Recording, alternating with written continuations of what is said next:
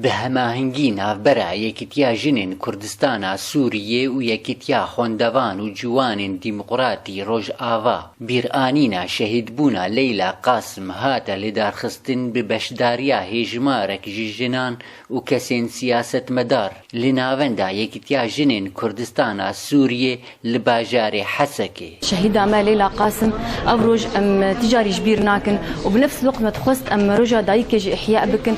دايك سوري جي بوي دفي أزمة هاند بوي دايك شهيدة ودايك معقينا وداي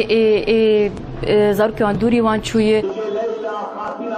divê helkeftinê de filmekî belgeyî hate pêşkêşkirin li ser jiyana Pakrewan Leyla Qasim. ليلى قاسم سمبورا كردي وازاديه بو ما بلقى فيلمك لسر جيانا وي ولسر هالبستين قدابيجن لسر ليلى قاسم ما امدكر ود ما حاول عند ام جريدن دنابرا تشتي كيفن وانا دنابرا ليلى قاسم ده ودنابرا كتشن مني بيشمرجني نوهاتي ده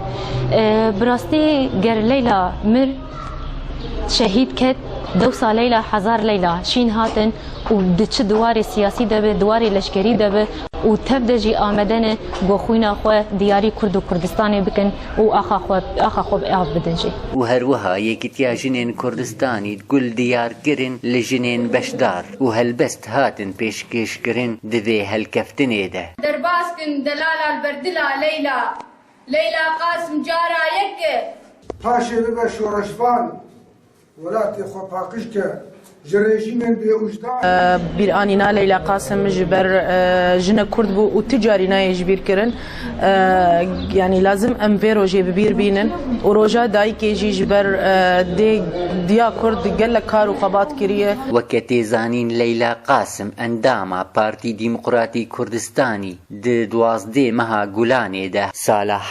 1974 de hate darvekirin ji hêla hikûmeta Bexda lewra tênasîn di dîroka Kurdî de wek keçek siyasetmedar û qehreman û rêzgirtina wê taybet dike got jinên Kurdistanî her sal wê bibîrbînin. Dara Ebdo, Hesekê, Ark.